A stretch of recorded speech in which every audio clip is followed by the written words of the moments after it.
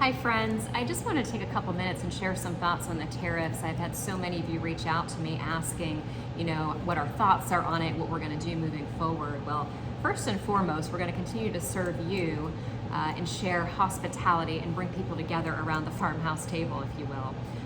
Our whole mission when we opened these doors 7 years ago was to bring people together, to foster community, and to share the stories from all of our winery partners around the world, to tell you a story of everything that's in your glass. We always say every sip has a story, and we're going to continue to share those stories with you.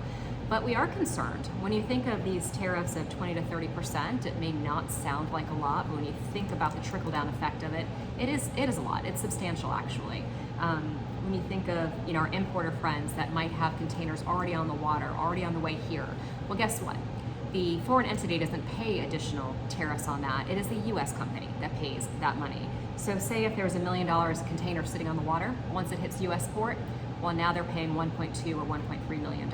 So that is a substantial increase into something that they had already negotiated. So where are the shortfalls coming from? It's going to be spread across, obviously, their portfolio. It's going to be passed on to the retailer, and of course, it's going to be passed on to you as the consumer.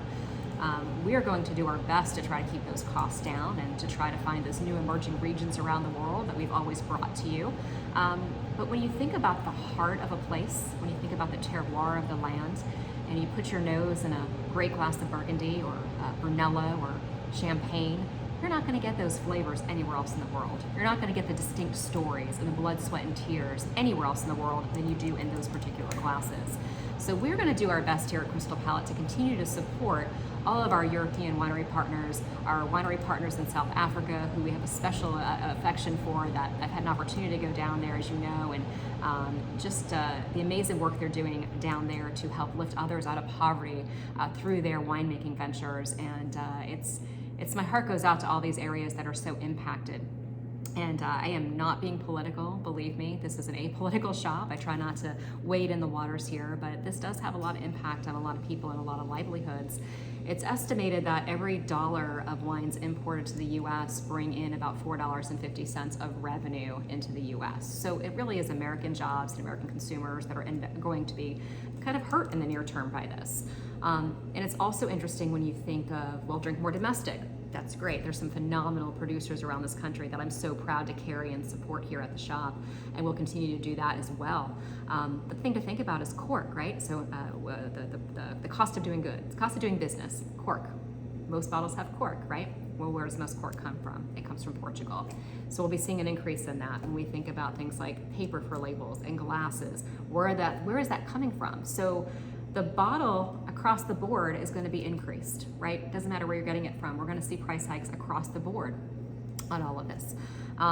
So there's just a lot to digest here, and we're working on that. We're working on a plan moving forward on how to best serve you and still bring you the best wines from around the world.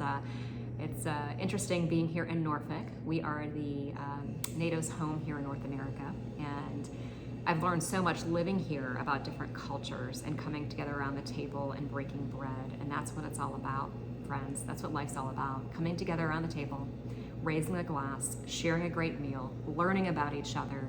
And at the end of the day, we really do have more that connects us than divides us. And we're going to continue to be that third place for you, where you can come here, that third space, I should say, to come enjoy a glass of wine, to come take one of our classes, to see a friendly smile. For those of you that have been coming and supporting us for so long, we're so grateful. And for those that have ever come through those doors, we welcome you with open arms. We can't wait to meet you. And we just look forward to continuing what we're doing. We might have a little bit of a different strategy moving forward on some things, but we will keep you updated on all of that. I'm so grateful for your support. I'm so grateful for taking the time to listen to this. And again, we've always vowed to share all the stories with you, and it's on the wall up here. Every sip has a story, and we're going to continue to do that.